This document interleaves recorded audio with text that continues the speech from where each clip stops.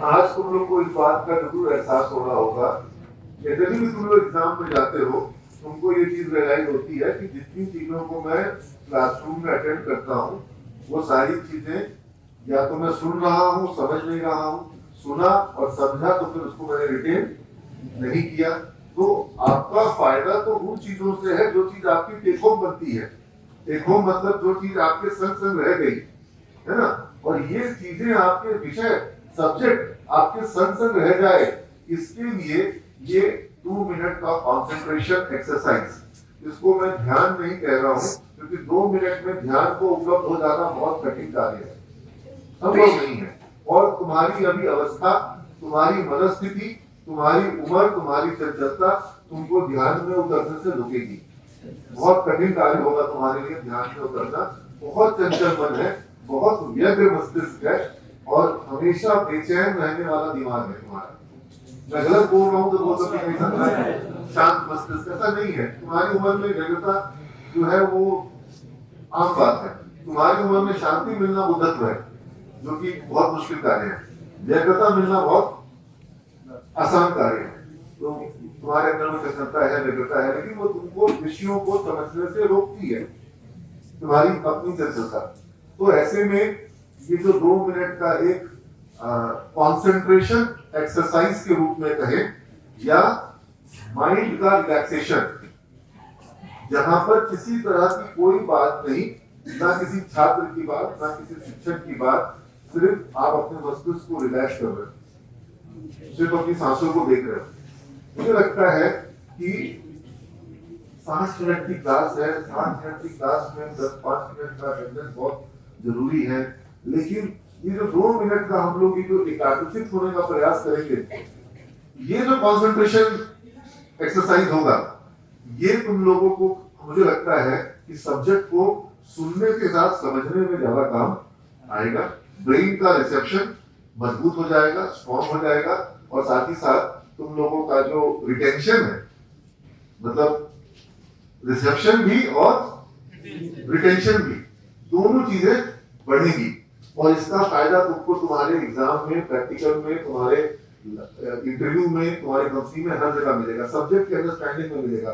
और जैसे जैसे क्लासरूम में समझ में ज्यादा आएगा, अटेंडेंस तुम्हारा बढ़ जाएगा।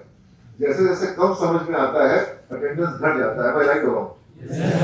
ठीक है, तो ये इसको तुम लोग फुल कोऑपरेट करोगे। मुझे लगता है कि इसके प्रति पूरे क्लास का, एक पूरे संसद का एक इसमें सहमति होना चाहिए, है कि नहीं? है तो एक बार हाथ खड़ा कर सकते हो।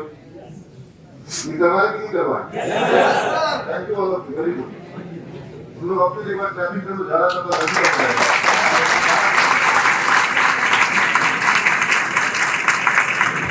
तो कई शिक्षकों में इस चीज को लेकर के शंका है कि छात्र ऐसे किसी एक्सरसाइज को कबूल करेंगे। मेरा मानना था कि कबूल करेंगे। हमने बोला कि पर करेंगे तो देखिए सर, अगर कोई मना करेगा तो हमको आप बताइएगा। बच्चे जो है वो अच्छे उद्देश्य से ही आए हैं, और हम जब बच्चे जो अच्छे हैं, जब हम छात्र थे तो हमसे बदमाश कौन था? ठीक है, इसलिए उससे हमको कोई, वो समझते हैं अच्छी बातों को, स्टूडेंट समझते हैं, और समझते हैं तभी सिविल के बच्चे आज तक इतना मुकाम हासिल कर पाएंगे। और अगर हम लोग ये सब चीज नहीं करेंगे तो हमारे में बातों में कोई अंतर नहीं होगा। तो इसके जैसे ये भी एक वर्ष, मतलब लगभग 50-60 निर्णय तुम लोगों के लिए हम लिए हैं। सारा आज बता नहीं पाएंगे क्योंकि आज तुम लोगों का एग्जाम है, लेकिन कुछ कुछ हम बता देते हैं। तुम लोग को भी हो सकता है उसमें रुचि होगी, और परीक्षा थोड़ा लेट शुरू होगा तो लेट खत्म होगा। ठीक है, आज काफी बच्चे ऐसे भी जिनको एडमिट कार्ड लेना है। एडमिट कार्ड जो लोगों को नहीं मिला है, तुम अपने रोल नंबर वाइज अपने सीट पर जाके बैठ जाओ, तुम्हारा एडमिट कार्ड तुमको वहीं पर उपलब्ध करा दिया जाएगा। ये व्यवस्था हो जाएगी, और कल से तुम्हारे पास एडमिट कार्ड रहेगा। आइडियली तुमको एक दिन पहले ही आकर के ले लेना था, काफी बच्चे कल ले चुके हैं। उनके पास मेल पर गया होगा, उन्हीं के पास नहीं होगा जिनका पासवर्ड भूल गए हैं या जो डाउनलोड नहीं कर पाए। चलो कोई बात नहीं, अगर आप मेल से नहीं लिए, कल आके नहीं लिए, अभी भी आपको मिल जाएगा। प्रिंट आउट चला रखे ना, ठीक, अभी आपको मिल जाएगा। उसका टेंशन, वो सब टेंशन का विषय नहीं है। हमारे पास बड़े काम है, ज्यादा जरूरी है। पहला, जैसे तुम लोग को आज समझ लो कि ये एग्जाम का महत्व क्या है। तुम लोग समझ में आए हो, किस पर्पज से आए हो? सबके दिमाग में है कि हमको अपना करियर स्टार्ट। 90% जो बच्चों को सिविल से प्लेसमेंट मिलता है वो उनके यूनिवर्सिटी के मार्कशीट आने से पहले ही मिलता है। यूनिवर्सिटी की मार्कशीट तुम्हारा कोर्स एक तो यूनिवर्सिटी के एग्जाम के पहले मिलेगा, प्लेसमेंट जो मिलेगा यूनिवर्सिटी के एग्जाम के। कंपनी आपसे आपका मार्कशीट मांगेगी और आप कंपनी को यूनिवर्सिटी का मार्कशीट दे पाएंगे? नहीं दे पाएंगे। कौन सा मार्कशीट दीजिएगा? कॉलेज का मार्कशीट दीजिएगा। और अगर आप कॉलेज के इंटरनल एग्जाम में एब्सेंट हैं तो हम कितना नंबर देंगे? नहीं, हम 0 नहीं देंगे, हम एब्सेंट लिखेंगे। 0 का मतलब होता है कि आप आए और आपने एग्जाम में 0 नंबर लाया, दैट इज 0। एब्सेंट का मतलब है कि आप आए ही, और it's a very wrong statement. You will lose your job just because your mark sheet says that you are absent. ठीक है? हाँ, क्योंकि आप फिर हमने रीअपियर का भी सुविधा दे दिया है, लेकिन रीअपियर हम नहीं चाहते तो रीअपियर में भी जो एब्सेंट हो जाएगा फिर उसके लिए क्या करेंगे? हाँ, रीअपियर करेंगे क्या? तो और रीअपियर लेना आसान काम नहीं है। फिर से क्वेश्चन सेट करो, अलग क्वेश्चन करो, फिर से क्लास भी देखो और रीअपियर भी देखो, क्लास के पीछे, मतलब ये बड़ा मुश्किल काम है। और फिर विश्वविद्यालय को भी समय से मार्क्स हमें भेजने होते हैं। तो आप सिर्फ विश्वविद्यालय को दिमाग में रख करके नहीं, अपने करियर को दिमाग में रख करके आज के एग्जाम में और कल आप आने जो भी एग्जाम है उस पर ध्यान दोगे, ये आपके लिए बहुत इंपॉर्टेंट है। चलिए और कुछ इंपॉर्टेंट बातों पे आते हैं। कुछ हम लोग को एग्जाम्पल देते हैं कि किस तरीके से सिविल बंधन में तुम लोग के लिए छोटा छोटा निर्णय लिए हैं। ऐसे सिर्फ 30-40 निर्णय लिए हैं।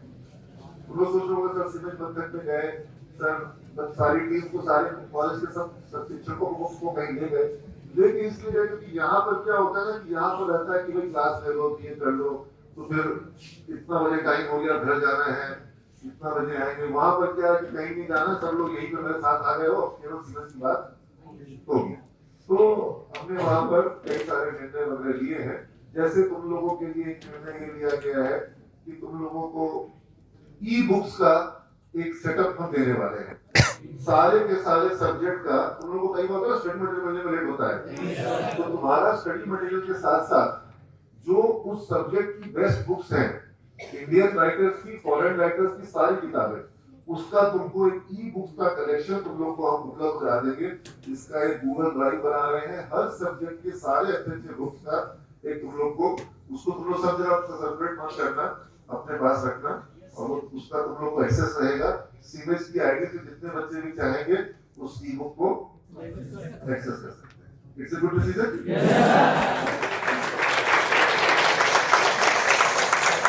और तुम लोग में से बहुत से बच्चे ऐसे हैं जिन्होंने लैपटॉप खरीद लिया है या आने वाले दिनों में शायद खरीदेंगे। आप में से कितने छात्र हैं जिनके पास लैपटॉप है? सबके पास hands down. Don't worry, laptop का दाम मत लगाओ यहाँ पर। Don't worry. अभी तुम लोगों को लैंग्वेज लैब के लिए हम कई बार सिस्टम यहाँ पे अरेंज करते हैं, और लैंग्वेज लैब में कई बार माइक्स हम लोग लगाते हैं, फिर खराब हो जाता है, फिर बंद हो जाता है, फिर तुम लोग अपना प्रैक्टिकल पे ज्यादा ध्यान देते हो, या तुम लोग कहते हो कि हमने घर पे ही कर लेंगे। तो हमारे पास लैंग्वेज लैब का एक बहुत मतलब बड़ा कलेक्शन है, जिसमें 10-15 लाख रुपए लगे थे। कई सारे सॉफ्टवेयर है हमारे साथ, और वो सॉफ्टवेयर हमने आज तक कभी किसी को दिए नहीं। लेकिन मैंने डिसाइड किया है इस बार सारे स्टूडेंट्स को लैंग्वेज लैब में इंग्लिश इंप्रूव करने के लिए सॉफ्टवेयर चाहता है, जिसमें कि इंग्लिश बोल करके प्रैक्टिस होगी, और वो बताएगा कि इंग्लिश अच्छा बोल रहे हो, बुरा बोल रहे हो, क्या गड़बड़ बोल रहे हो, और ग्रामर की प्रैक्टिस, और वीडियोस होंगे, इंटरव्यूज के वीडियोस, बहुत तरह के वीडियोस, कहाँ पर किससे कैसे बात करनी है, स्ट्रेंजर से कैसे बात करनी है, डॉक्टर से कैसे बात करनी है, ऐसे मतलब 30-40 वो सब सीडीज में लाए थे। अब सीडी का जमाना नहीं रहा, तो उस पूरे कलेक्शन को मैं स्टूडेंट्स के साथ शेयर करने को तैयार हूँ। तुम लोग अपने पेन ड्राइव में, हार्ड डिस्क में या लैपटॉप में वो सब ले सकते हो, ठीक है?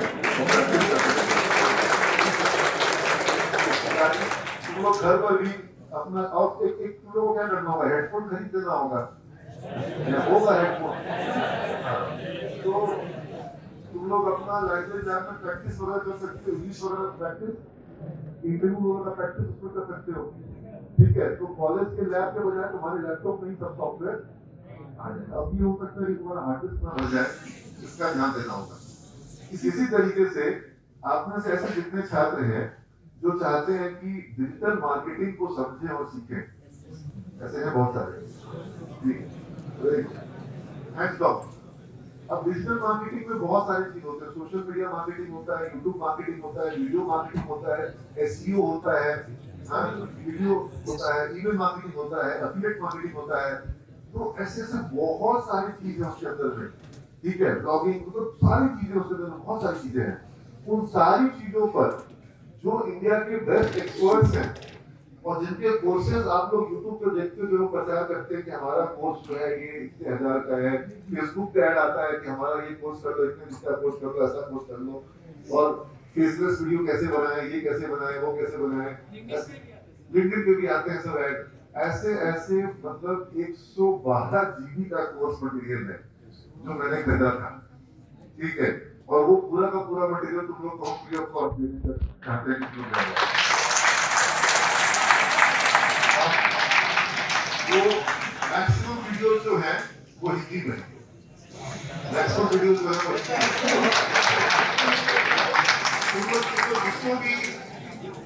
जिसको जो तुम लोग एक्सपर्ट मान रहे हो अभी यूट्यूब वगैरह पर, जिनका कोर्स बहुत महंगा बिकता है, वो सारे कोर्सेज हैं, कॉपीराइटेड है, लेकिन हम तुम लोग को शेयर कर रहे हैं, मेरे पास है, मैं तुम लोग को दे रहे हैं, किसका दे रहे हैं पता ही नहीं है, तो सब चलता है।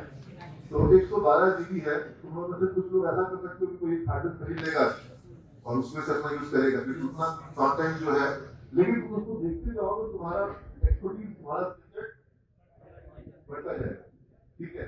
लेकिन ये तुमको अभी हम बाद में देंगे, अभी तुरंत नहीं देंगे। अभी तुरंत इसलिए नहीं दे रहे हैं क्योंकि ये महीना जो है जनवरी का महीना, ये हम लोग डिजिटल मार्केटिंग के कोर्स पर और लैंग्वेज लैब के सॉफ्टवेयर पर नहीं डिवोट कर रहे हैं, ठीक है। आज का एग्जाम अच्छे से दो और सबको बहुत बहुत शुभकामनाएं।